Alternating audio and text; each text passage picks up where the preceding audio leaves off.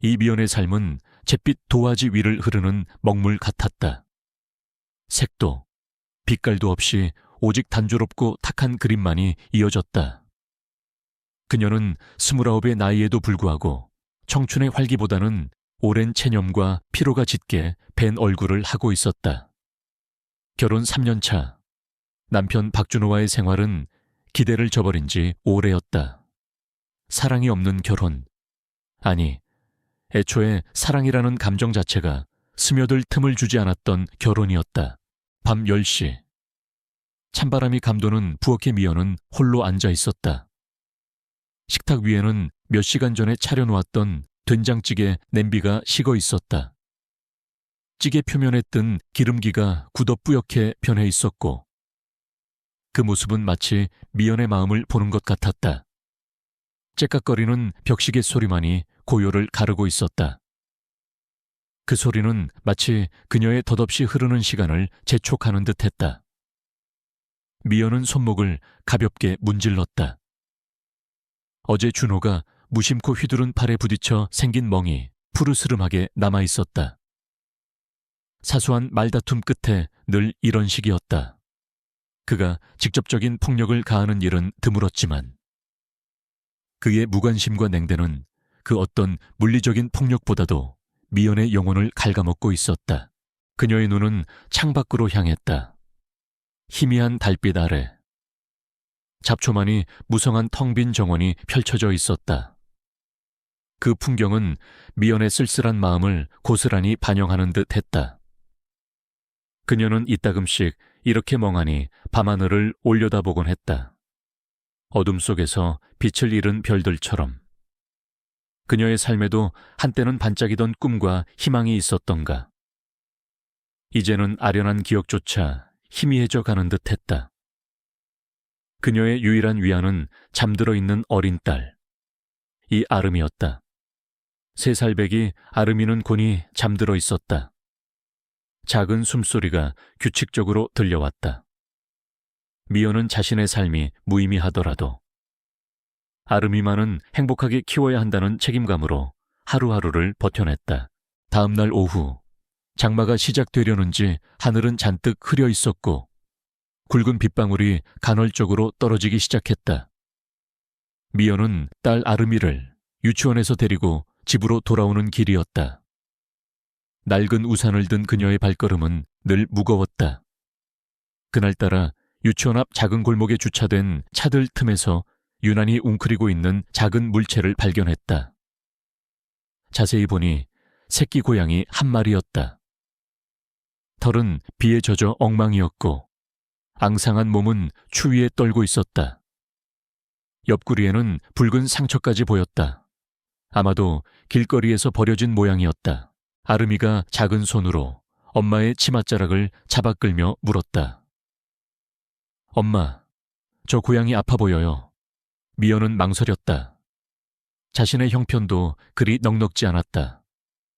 당장 한 끼 식사를 해결하는 것도 버거운 날이 많았다.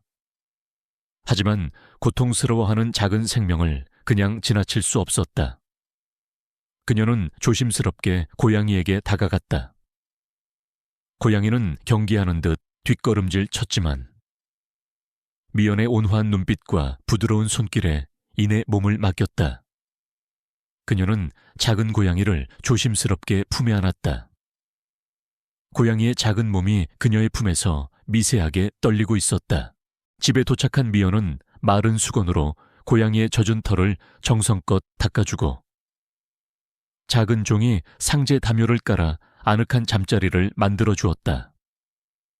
그리고 저녁 식사를 위해 남겨두었던 생선 한 조각을 꺼내 고양이에게 주었다. 준호가 혹시라도 알게 되면 난리가 날 것이 분명했지만 지금은 고양이의 안위가 더 중요했다. 고양이는 허겁지겁 생선을 먹어치웠다. 그 작은 생명에게서 느껴지는 순수한 생명력에 미연의 마음 한켠이 따뜻해지는 것을 느꼈다. 그녀는 고양이의 머리를 쓰다듬으며 작게 속삭였다. 이젠 괜찮을 거야. 괜찮아.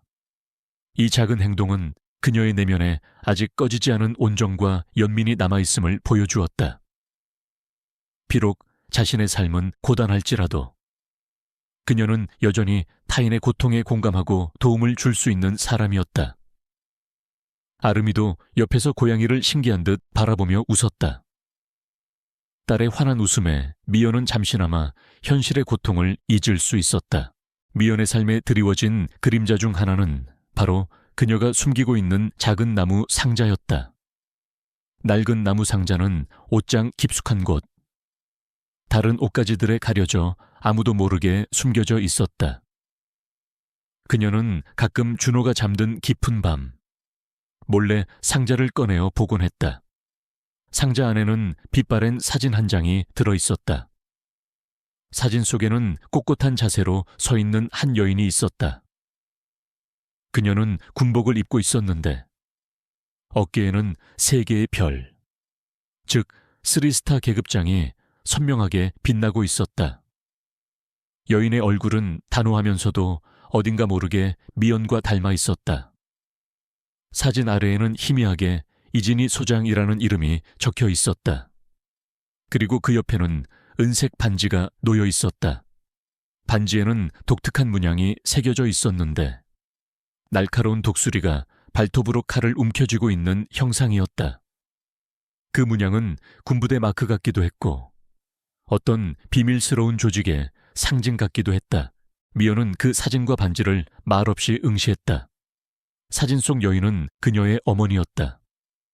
그러나 어머니의 존재는 미연에게 늘 복잡한 감정을 안겨주었다. 어머니는 미연이 어릴 때부터 늘 바빴고 군인의 삶에 헌신했다. 미연은 어머니의 사랑을 충분히 받지 못했다는 외로움을 항상 품고 살았다. 동시에 어머니의 강인함과 알 수 없는 위압감은 미연에게 항상 두려움의 대상이었다. 이진희 소장, 그녀의 이름은 미연의 기억 속에서 전설처럼 남아있었다. 어머니는 미연이 12살이 되던 해 아무 말 없이 홀연히 자취를 감추었다. 그리고 그 이후로 미연은 어머니를 다시 만날 수 없었다.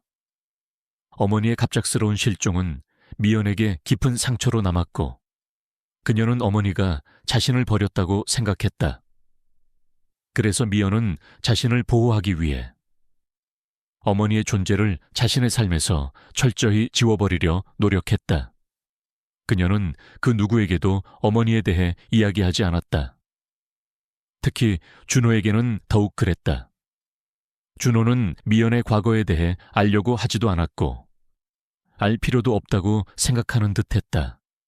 그 상자와 그 안에 담긴 물건들은 미연에게 있어 일종의 봉인된 과거이자 언젠가 터져 나올지도 모르는 미지의 힘과 같았다.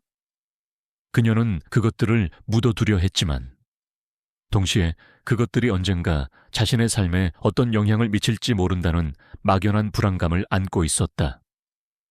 그녀는 반지를 만지작거렸다.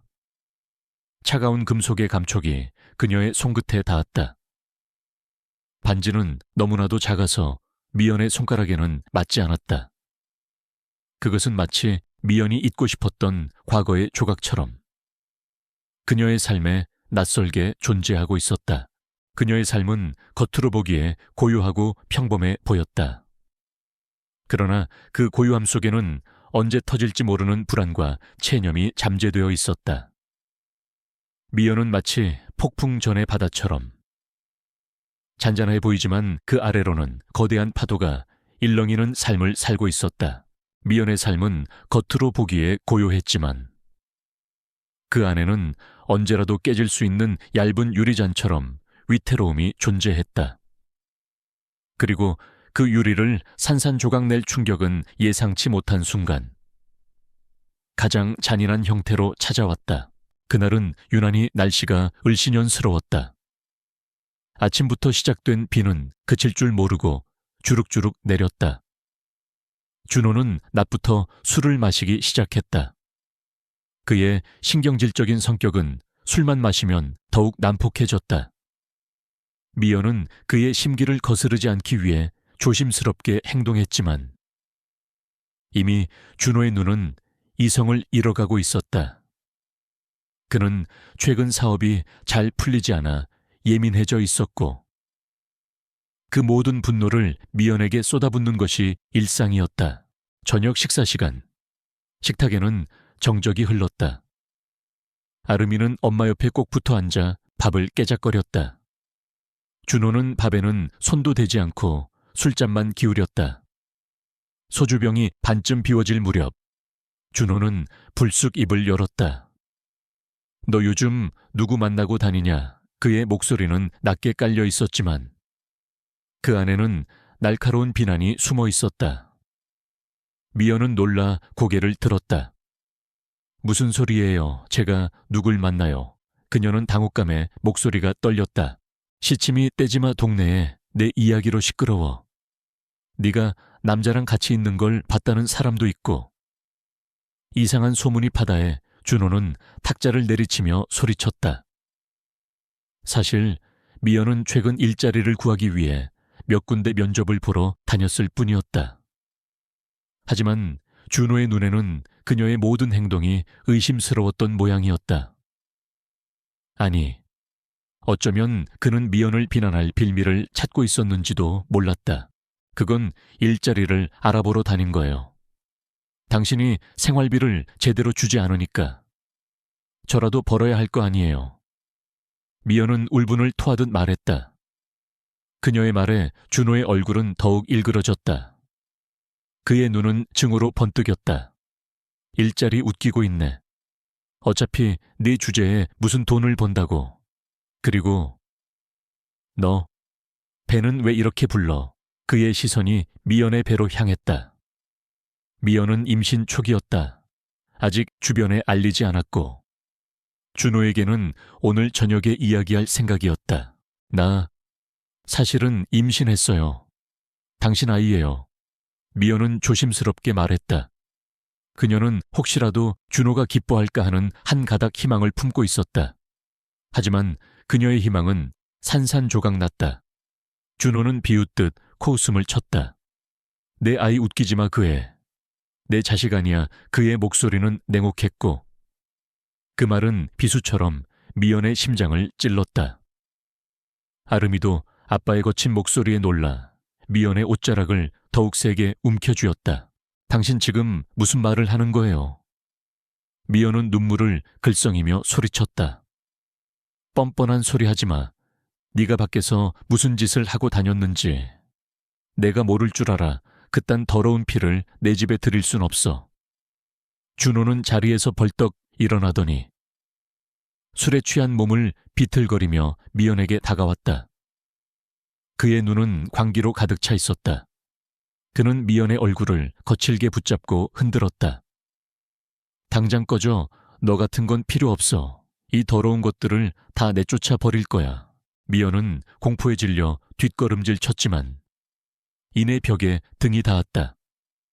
준호는 거침없이 그녀의 배를 향해 발을 내질렀다. 그 애, 내 자식 아니야. 외마디 비명과 함께 미연은 바닥에 쓰러졌다. 엄청난 고통이 그녀의 아랫배를 강타했다.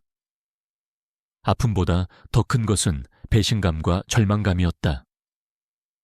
그녀는 쓰러진 채 배를 부여잡고 고통스러워했다. 뜨거운 눈물이 뺨을 타고 흘러내렸다. 아름이는 겁에 질려 울음을 터뜨렸다. 작은 아이의 울음소리가 준호의 광기를 더욱 부추기는 듯했다. 꼴도 보기 싫어. 당장 내 집에서 나가. 다신 내 눈앞에 나타나지 마. 준호는 미연을 향해 침을 뱉고는 냉정하게 말했다. 그의 눈에는 일말의 동정심도 없었다. 그는 술에 취해 비틀거리면서도 방으로 들어가 버렸고 미연은 바닥에 쓰러진 채 고통에 신음했다. 그녀는 몸을 웅크린 채 배를 감싸 안았다. 뱃속의 아이가 잘못될까봐 두려웠다. 동시에 그녀의 마음속 깊은 곳에서 오랫동안 잠자고 있던 어떤 감각이 깨어나는 것을 느꼈다. 그것은 바로 자신과 아이들을 지켜야 한다는 강렬한 본능이었다. 미연은 더 이상 이대로 살 수 없다는 것을 깨달았다. 그녀는 텅 빈 집에서 일어났다. 통증이 온몸을 옥죄었지만 그녀는 정신을 차려야 했다. 이제 더 이상 물러설 곳이 없었다. 그녀는 준획에서 벗어나야 했다. 자신뿐만이 아니라 아직 재피어나지도 못한 뱃속의 아이, 그리고 옆에서 겁에 질려 울고 있는 아르미를 위해서라도 그녀는 살아야 했다. 그녀는 떨리는 손으로 전화기를 들었다. 가장 먼저 떠오른 사람은 아이러니하게도 그녀가 오랫동안 외면했던 과거의 그림자, 바로 그녀의 어머니였다. 그러나 망설임도 잠시, 그녀는 이내 전화를 내려놓았다. 어머니는 이미 이 세상 사람이 아닐 수도 있었고, 설령 살아있더라도 그녀가 다시 의지할 수 있는 존재가 아니었다. 그녀는 스스로의 힘으로 이 모든 것을 헤쳐나가야 한다는 것을 직감했다. 밖에서는 비가 더욱 거세게 쏟아지고 있었다. 천둥과 번개가 요란하게 울렸다. 마치 미연의 마음속에 휘몰아치는 폭풍처럼. 그녀는 작은 가방에 아르미의 옷까지 몇 벌과 자신의 통장, 그리고 그 낡은 나무 상자를 챙겨 넣었다. 상자 안에 어머니 사진과 반지가 묘하게 그녀의 시선을 끌었다. 그녀는 더 이상 과거에 갇혀 있을 수 없었다. 이 집에서 나가는 순간 그녀의 삶은 완전히 달라질 것이었다. 그녀는 아르미의 손을 잡고 빗속으로 나섰다. 어둠 속으로 향하는 그녀의 발걸음은 불안했지만 동시에 결연했다. 이제 그녀에게 돌아갈 길은 없었다. 그녀는 새로운 여정을 시작해야만 했다. 비에 젖은 미연의 옷은 차가웠지만 그녀의 마음속에는 차가운 현실보다 더 뜨거운 분노와 결단이 타올랐다. 그녀는 아르미의 손을 잡고 무작정 걸었다. 갈 곳도, 기댈 곳도 없었다. 밤은 깊어지고 거리는 텅 비어 있었다. 아르미는 추위에 떨며 칭얼거렸다. 미연은 아르미를 더 단단히 안아주고 눈에 띄는 가장 가까운 버스 정류장으로 향했다. 비록 당장은 힘들겠지만 그녀는 반드시 살아남아 아이들을 지켜낼 것이라고 스스로에게 다짐했다. 도착한 곳은 낡고 허름한 모텔이었다. 전 재산이나 다름없는 지갑 속 몇 푼으로 하룻밤을 겨우 해결할 수 있었다. 다음 날 아침, 미연은 남은 돈을 확인했다. 앞으로 며칠을 버틸 수 있을지 막막했다. 그녀는 일자리를 구해야 했다. 하지만 경력도, 특별한 기술도 없는 그녀가 마땅한 일자리를 찾기란 쉽지 않았다. 게다가 준호가 그녀에 대한 헛소문을 퍼뜨리고 있다는 소식은 그녀를 더욱 절망스럽게 만들었다. 그녀는 이력서를 들고 여러 곳을 찾아다녔지만 돌아오는 것은 싸늘한 거절뿐이었다. 사람들은 그녀를 피하는 듯했고 일부러 외면하는 눈치였다. 준호의 악의적인 소문이 벌써부터 그녀의 발목을 잡고 있었다. 사흘째 되던 날, 미연은 절박한 심정으로 여성지원센터를 찾아갔다. 이곳에서라도 도움을 받을 수 있을까 하는 희망 때문이었다. 센터의 내부는 예상보다 활기찼지만 미연의 마음은 여전히 불안했다. 상담을 기다리는 동안 그녀는 복도에 걸린 게시판을 무심코 바라봤다. 그곳에는 가정폭력 피해 사례와 관련된 자료들이 붙어 있었다. 그녀는 한 게시물에 시선이 멈췄다. 작은 글씨로 쓰인 상담사의 이름 옆에 익숙한 듯 낯선 얼굴이 그려져 있었다. 강은주. 어디선가 본 듯한 얼굴이었다. 그때 갑자기 안쪽 상담실에서 비명소리가 들려왔다.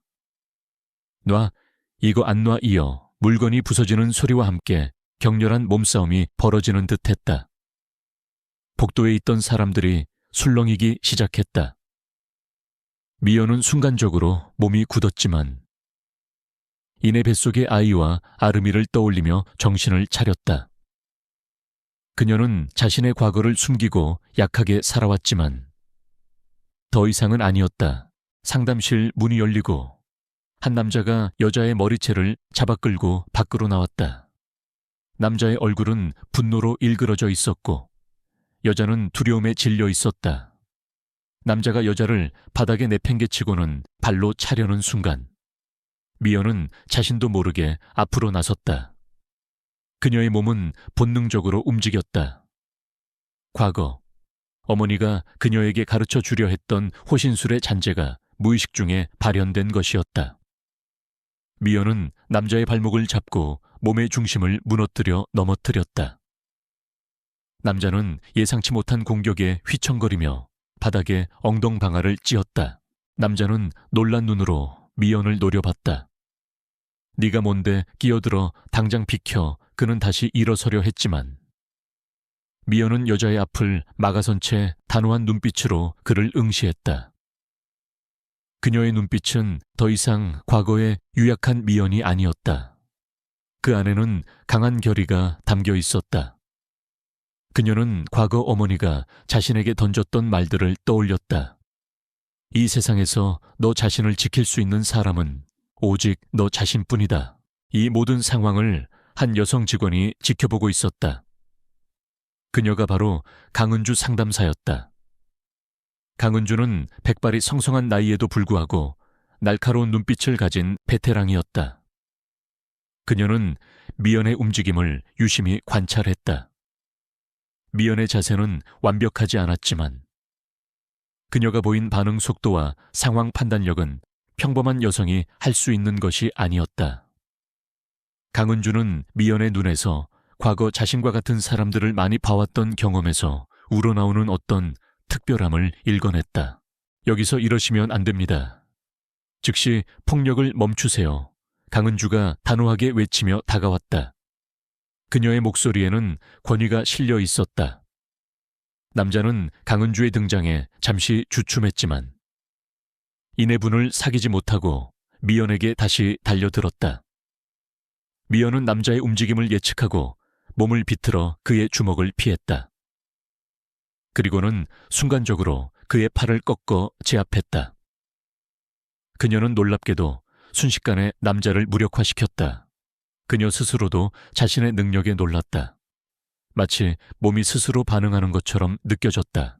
그때 센터 보안 요원들이 달려와 남자를 제압했다. 강은주는 미연에게 다가와 그녀의 어깨를 잡았다. 괜찮으세요? 그녀의 눈빛은 깊고 날카로웠다. 미연은 고개를 끄덕였지만 여전히 심장이 격렬하게 뛰고 있었다.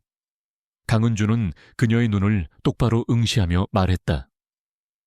당신 평범한 분이 아니시네요. 강은주는 미연에게서 오래전부터 찾아 헤매던 어떤 흔적을 발견한 듯했다. 그녀의 직감이 말하고 있었다. 이 여성에게는 숨겨진 과거와 특별한 재능이 있다고. 준호는 미연이 자신에게서 벗어나려는 시도에 분노했다. 그는 미연이 센터에 있다는 사실을 알게 되자 곧바로 행동에 나섰다. 그는 자신의 영향력을 이용해 미연에 대한 악의적인 소문을 더욱 확산시켰다. 제 아내가 정신병 증세가 있어 아이를 학대하고 도망쳤습니다. 위험한 여자이니 절대 가까이 하지 마세요. 그는 온갖 거짓말을 꾸며내 미연을 사회적으로 매장시키려 했다. 그는 센터에도 전화를 걸어 미연이 위험한 인물이니 상담을 중단하라고 압력을 넣었다. 강은주는 준호의 이러한 행동을 주시하고 있었다. 그녀는 미연에게 준호의 행동을 알리며 경고했다. 박준호 씨가 당신에 대한 나쁜 소문을 퍼뜨리고 있어요. 조심해야 합니다. 미연은 준호의 비열한 행동에 치를 떨었다. 그가 그녀의 명예를 훼손하고 그녀가 다시 일어설 기회마저 짓밟으려 한다는 사실에 분노했다. 그녀는 이제 더 이상 숨지 않을 것이라고 다짐했다. 이 모든 비열한 공격에 맞서 싸워야 했다. 강은주는 미연의 강한 의지를 읽었다. 그녀는 미연에게 진정한 도움을 줄 수 있는 사람이 바로 자신이라는 것을 직감했다. 강은주는 미연의 뒤에 숨겨진 비밀을 알아내기 위해 조용히 그녀의 과거를 조사하기 시작했다. 그리고 그 과정에서 그녀는 이진희 소장의 이름을 발견하게 된다. 오래전 군 정보국에서 그녀와 함께 일했던 이진희. 강은주는 미연이 이진희 소장의 딸이라는 사실을 깨닫고 충격에 휩싸였다. 이진희는 20년 전 돌연히 자취를 감춘 전설적인 인물이었다. 미연의 숨겨진 재능이 바로 어머니에게서 물려받은 것임을 알게 된 강은주는 미연이 자신의 과거를 마주하고 진정한 자신을 찾아가는 과정을 도울 결심을 했다. 강은주 상담사는 미연의 숨겨진 과거, 특히 그녀의 어머니 이진희 소장의 존재를 알게 된 후 미연을 향한 시선이 완전히 달라졌다. 그녀는 미연이 단순히 도움이 필요한 피해자가 아니라 잠재된 능력을 가진 특별한 인물임을 직감했다. 강은주는 과거 이진희 소장과 함께 군 정보국에서 일했던 경험이 있었다. 이진희 소장은 당시 군부 내에서도 전설로 불릴 만큼 뛰어난 정보 분석 능력과 전략적 사고를 지닌 인물이었다. 그런 그녀의 딸이 미연이라니, 강은주는 미연이 자신의 능력을 제대로 발휘할 수 있도록 돕기로 결심했다. 그녀는 미연에게 숨겨진 재능을 일깨우고 그 재능을 사용하여 준호와의 싸움에서 승리할 수 있도록 조언과 지원을 아끼지 않았다. 준호는 미연이 자신을 상대로 소송을 제기하려 한다는 소식을 듣자마자 격분했다.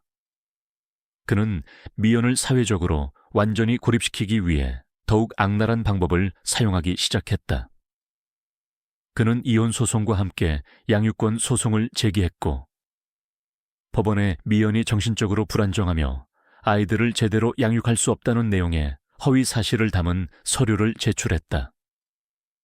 그의 목표는 미연의 모든 것을 빼앗고 그녀를 절망의 나락으로 떨어뜨리는 것이었다. 미연은 준호의 악의적인 행동에 깊은 분노를 느꼈다. 특히 양육권을 빼앗으려 한다는 사실에 치를 떨었다. 아름이와 뱃속의 아이는 그녀의 전부였다. 그녀는 무슨 수를 써서라도 아이들을 지켜야 했다. 강은주는 미연에게 법정 싸움이 쉽지 않을 것임을 경고했다. 박준호는 돈과 권력을 이용해 당신을 압박할 거예요. 당신에게 불리한 증거들을 조작하려 할 수도 있습니다. 하지만 당신에겐 진실이 있어요. 그리고 숨겨진 당신의 능력이 가장 강력한 무기가 될 겁니다. 강은주는 미연에게 법정에서의 대응 전략을 알려주기 시작했다. 그녀는 미연에게 자신의 과거 경험을 토대로 한 심리전과 논리적 반박 기술을 가르쳤다. 미연은 강은주의 가르침을 스펀지처럼 흡수했다. 그녀는 어머니에게 물려받은 뛰어난 통찰력과 예리한 분석 능력을 서서히 발휘하기 시작했다. 그녀는 준호의 주장 속에 숨겨진 모순점들을 찾아내고 그의 거짓말을 간파하는 능력을 보여주었다. 강은주는 미연의 놀라운 발전에 감탄했다. 재판날이 다가올수록 미연의 마음은 더욱 조급해졌다. 그녀는 뱃속의 아이를 위해서라도 서둘러야 했다. 재판은 그녀가 한때 준호와 함께 행복한 가정을 꿈꿨던, 하지만 이제는 완전히 산산조각난 꿈의 상징이 된 커다란 지방법원에서 열리게 되었다. 그곳은 미연의 삶에서 가장 큰 비극이 시작된 곳이었고 동시에 그녀가 자신의 모든 것을 걸고 싸워야 할 상징적인 싸움터가 되었다. 법정은 사람들로 북적였다. 준호는 말끔한 정장 차림으로 변호사와 함께 앉아 있었고 그의 얼굴에는 승리를 확신하는 듯한 비열한 미소가 걸려 있었다. 그는 주변 사람들에게 자신은 억울한 피해자이며 미연이 정신적으로 문제가 있는 위험한 여성이라고 떠들어댔다. 미연은 준호와 그의 변호사를 마주하자 심장이 조여드는 듯했다. 그녀는 법정 한가운데 홀로 서 있었다. 강은주는 방청석 맨 뒷줄에 앉아 미연을 응원하고 있었다. 강은주의 얼굴에는 걱정이 역력했다. 그녀는 미연이 이 모든 압박을 견뎌낼 수 있을지 불안했다. 하지만 그녀는 미연을 믿었다. 재판이 시작되고 준호의 변호사는 미연에 대한 온갖 비방과 거짓말을 쏟아냈다. 그들은 미연이 다른 남자와 바람을 피웠으며 알코올 중독에 빠져 아이를 방치했다고 주장했다. 모든 주장은 교묘하게 조작된 증거와 함께 제시되었다. 미연은 그들의 주장을 듣는 내내 치밀어 오르는 분노를 억눌러야 했다. 그녀는 목소리가 떨리지 않도록 애쓰며 차분하게 반박했지만 법정의 분위기는 준호에게 유리하게 돌아가는 듯했다. 준호의 변호사가 마지막 증거라며 미연이 과거 정신과 치료를 받았다는 기록을 제출했을 때 미연은 순간적으로 숨이 막히는 듯했다. 그것은 그녀의 약점이었고 준호가 그녀를 압박할 가장 강력한 무기였다. 그들은 미연이 과거 우울증으로 상담을 받은 적이 있다는 사실을 교묘하게 왜곡하여 그녀가 심각한 정신질환을 앓고 있으며 아이들을 양육할 능력이 없다고 주장했다. 미연은 당황했지만 이내 강은주가 건넨 조언을 떠올렸다. 상대방의 가장 강력한 공격이 오히려 당신의 가장 큰 기회가 될 수 있다. 그때 준호의 변호사가 비아냥거리듯 물었다. 피고 이미연 씨, 당신이 정상적인 사람이라는 걸 증명할 수 있습니까? 당신은 본인의 자식을 위험에 빠뜨릴 수도 있는 정신 상태를 가지고 있지 않습니까? 그들의 조롱 섞인 질문에 미연은 숨을 크게 들이쉬었다. 그녀는 준호의 변호사와 준호를 번갈아 보았다. 그들의 얼굴에는 오만함이 가득했다. 미연은 온몸의 세포가 깨어나는 것을 느꼈다. 두려움은 사라지고 오직 싸워야 한다는 본능만이 남았다. 그녀는 떨리는 목소리로 입을 열었다. 저는 그 어떤 정신질환도 앓고 있지 않습니다. 제가 상담을 받은 것은 남편 박준호 씨의 지속적인 폭언과 무시, 그리고 폭력적인 행동 때문이었습니다. 저와 제 아이들을 지키기 위해 정신적으로 건강한 상태를 유지하려고 노력한 결과입니다. 그녀는 자신의 뱃속에 있는 아기를 보호하듯 두 손으로 배를 감쌌다. 그녀의 눈은 강렬하게 빛나고 있었다. 그럼 당신 남편이 했던 폭력적인 행동을 증명할 수 있습니까? 단순한 부부싸움을 과장하는 것은 아닌가요? 준호의 변호사는 비웃듯 물었다. 그때 미연은 자신의 가방에서 작고 낡은 녹음기를 꺼냈다. 그녀는 재판 시작 전에 강은주가 마지막으로 준호에 대한 결정적인 증거를 확보하라며 건네준 것이었다. 미연은 떨리는 손으로 녹음기의 재생 버튼을 눌렀다. 그 애, 내 자식 아니야. 준호의 거칠고 광기 어린 목소리가 법정 안에 울려 퍼졌다. 그리고 뒤이어 미연의 고통스러운 비명소리와 물건이 부서지는 소리가 생생하게 들려왔다. 법정 안의 모든 사람들이 숨을 죽였다. 준호의 얼굴은 창백하게 질렸다. 그의 눈은 공포에 질려 흔들렸다. 녹음된 음성 속에는 준호의 비방과 폭력적인 언행이 고스란히 담겨 있었다. 그리고 가장 충격적인 것은 그가 뱃속의 아이를 자신의 아이가 아니라고 부인하며 미연의 배를 걷어차는 소리였다. 법정은 순식간에 정적에 휩싸였다. 미연은 녹음기를 든 채 준호를 똑바로 응시했다. 그녀의 눈빛은 더 이상 슬픔이나 체념이 아닌 강렬한 분노와 정의감으로 가득 차 있었다. 그녀는 마지막으로 준비한 증거를 꺼내 들었다. 박준호가 미연에게 임신 초기에 보낸 문자 메시지들이었다. 거기에는 그가 아이를 지우라고 강요하고 미연을 협박하는 내용이 담겨 있었다. 이 모든 증거들은 준호의 거짓말을 명백히 드러냈다. 시간은 미연에게 불리하게 흘러가는 듯했지만 그녀는 단 한순간도 포기하지 않았다. 그녀는 자신의 모든 것을 걸고 이 싸움에 임했다. 그녀는 더 이상 과거의 나약한 이 미연이 아니었다. 그녀는 아이들을 지키기 위해 그리고 자신의 존엄성을 되찾기 위해 강인한 전사로 변해 있었다. 법정 안은 준호의 녹음된 목소리가 울려 퍼지자 순간 정지된 듯 했다. 그 애, 내 자식 아니야. 그 잔혹한 외침은 모든 이들의 귓가에 박혔고 이어지는 미연의 고통스러운 비명과 물건이 부서지는 소리는 차갑게 얼어붙은 공기 속에서 더욱 선명하게 들려왔다. 방청객들은 웅성거렸고 몇몇은 충격에 입을 다물지 못했다. 준호는 녹음기가 재생되는 내내 창백하게 질린 얼굴로 바닥만 응시했다. 그의 비열한 미소는 온데간데 없고 오직 공포와 수치심만이 가득했다. 미연은 손에 든 녹음기를 꽉 쥐었다. 심장이 격렬하게 뛰었지만 그녀는 더 이상 두렵지 않았다. 오히려 분노와 결의가 그녀의 온몸을 감쌌다. 그녀는 준호의 변호사를 똑바로 응시했다. 변호사는 당황한 기색이 역력했다. 그들은 이렇게 결정적인 증거가 나올 줄은 상상도 못했을 것이다. 이 녹음은 박준호 씨가 임신 중인 저에게 폭력을 행사하고 제 아이를 부정하는 명백한 증거입니다. 미연의 목소리는 떨렸지만 그 안에는 강철 같은 단호함이 실려 있었다. 그녀는 이어 휴대폰을 꺼내 문자 메시지 기록을 보여주었다. 그리고 이 문자 메시지는 그가 임신 초부터 저에게 낙태를 강요하고 협박했던 내용입니다. 판사는 놀란 표정으로 증거들을 확인했다. 준호의 변호사는 애써 침착한 척하며 반박하려 했다. 저 녹음은 조작되었을 가능성이 있습니다. 그리고 문자 메시지 역시 미연은 그들의 말을 자르며 날카롭게 되물었다.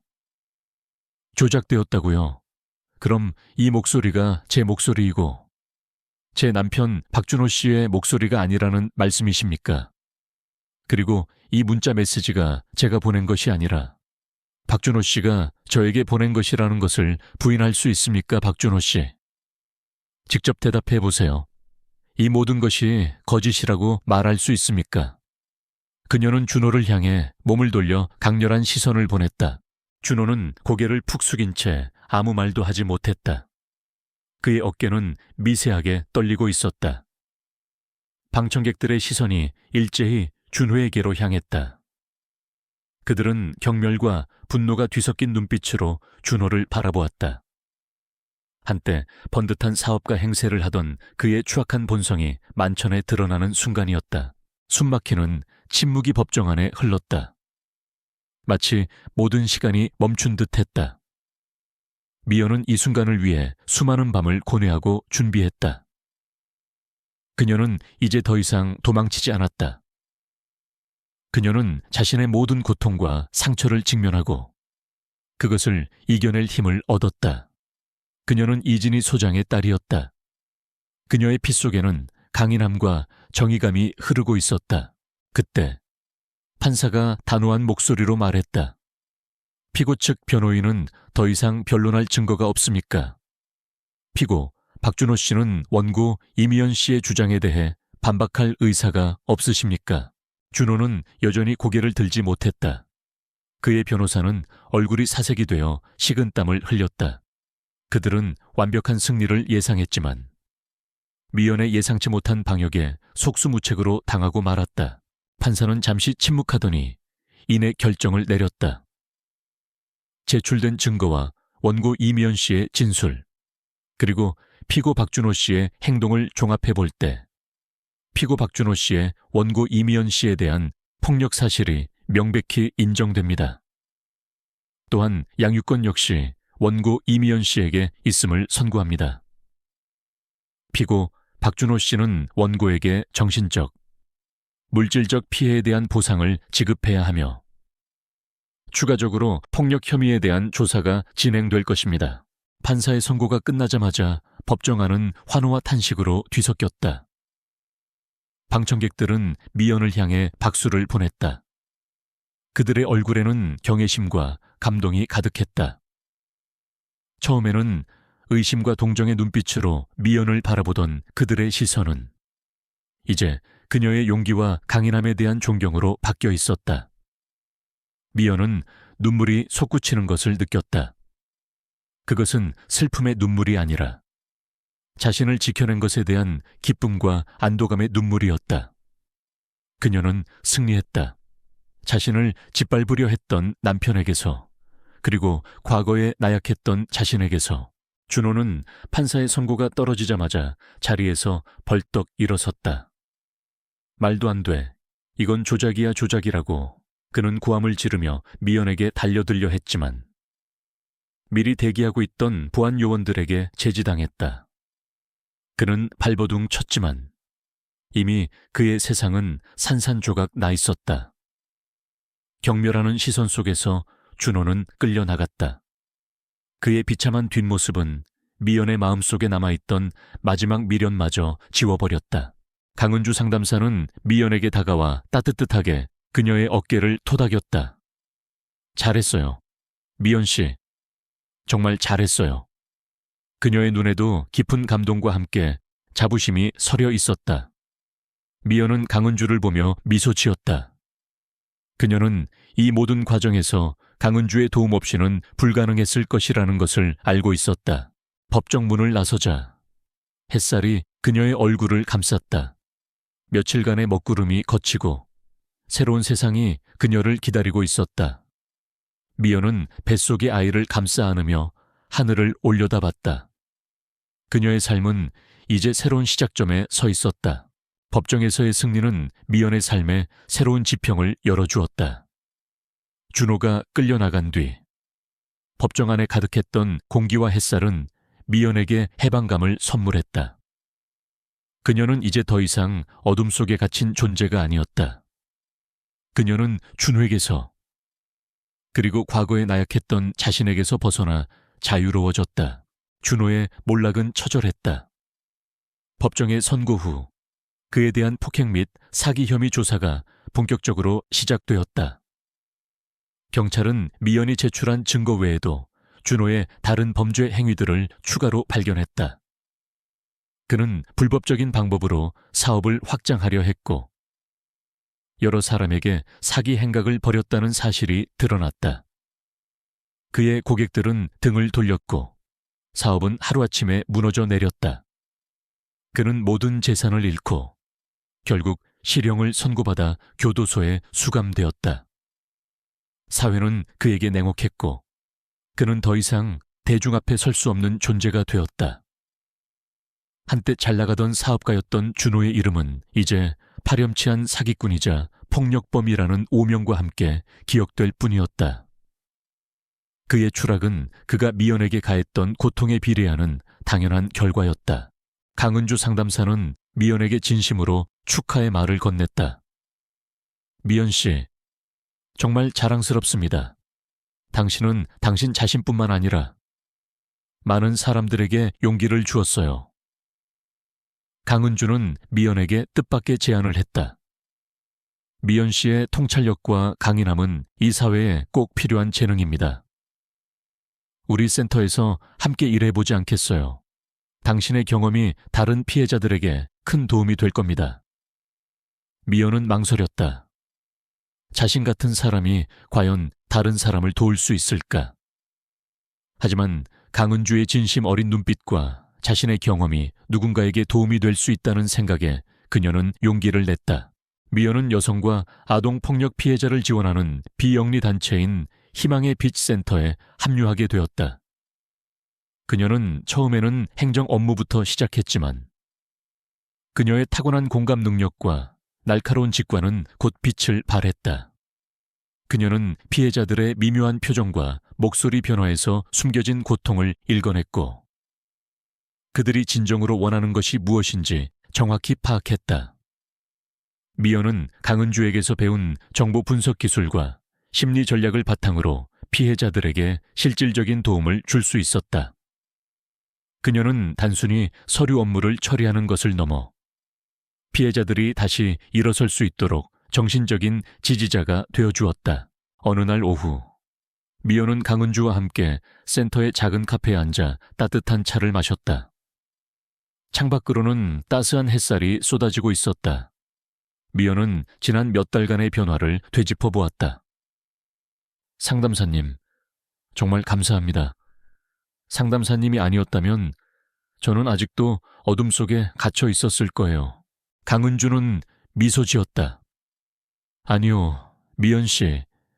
당신은 이미 그 안에 강한 빛을 가지고 있었어요. 저는 단지 그 빛을 꺼내줄 수 있도록 작은 도움을 드렸을 뿐입니다.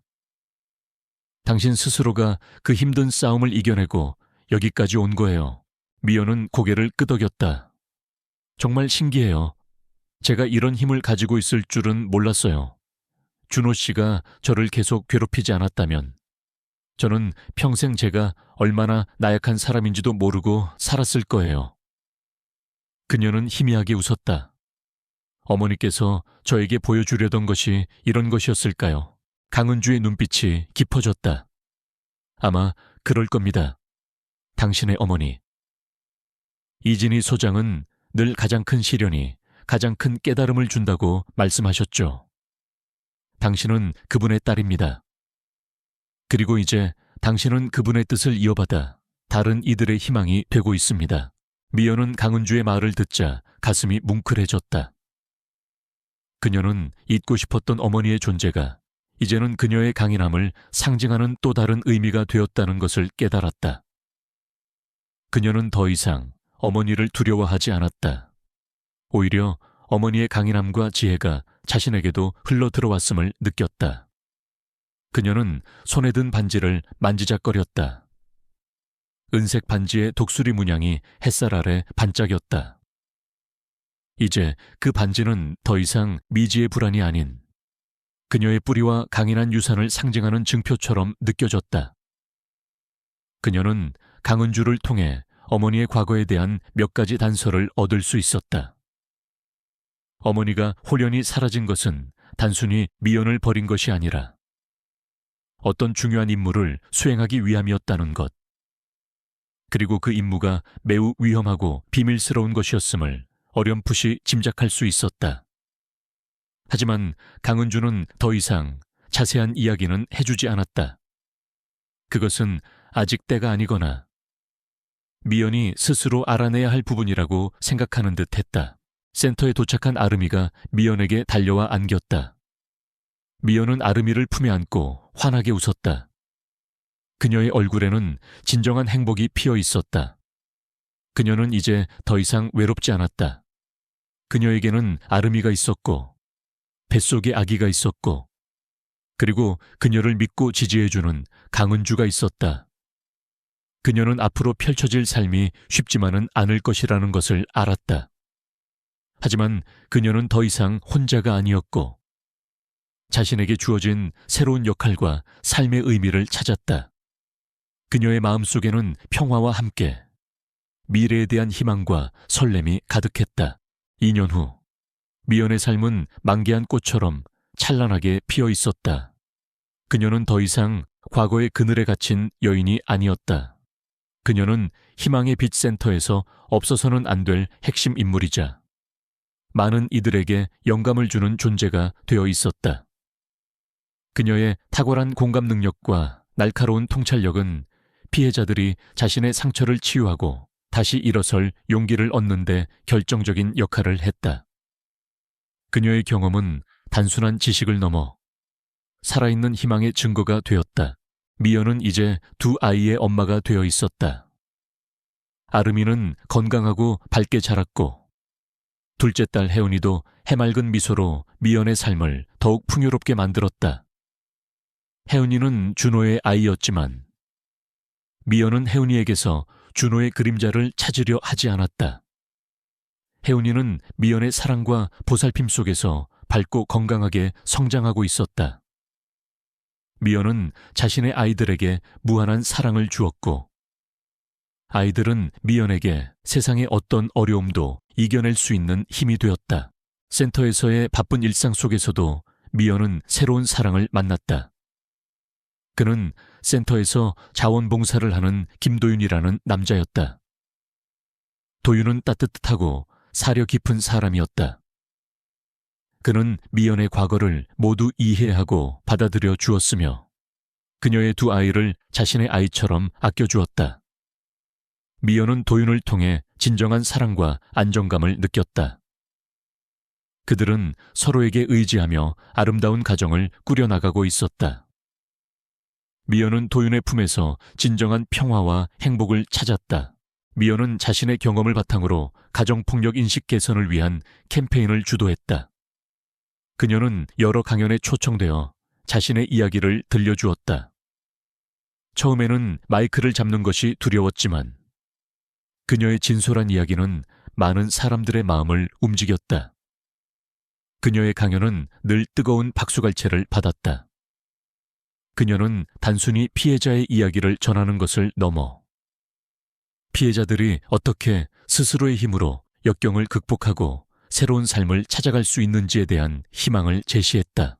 그녀는 또한 아름다운 태양 기금발이라는 장학재단을 설립했다. 이 기금은 가정폭력으로 인해 학업을 중단해야 했던 아이들이 다시 꿈을 펼칠 수 있도록 돕는 것을 목표로 했다. 그녀는 기금 마련을 위해 직접 발로 뛰었고 많은 사람들이 그녀의 진심에 감동하여 기부에 동참했다. 첫 번째, 장학금 수여식 날. 미연은 단상에 서서 떨리는 목소리로 말했다. 저는 이 아이들이 저처럼 아픔을 겪지 않고 세상의 따뜻한 햇살 아래서 마음껏 꿈을 키울 수 있기를 바랍니다. 이 기금이 작은 태양이 되어 아이들의 앞길을 환하게 비춰줄 것이라고 믿습니다. 미연은 정기적으로 가정폭력 피해 아동보호시설을 방문했다.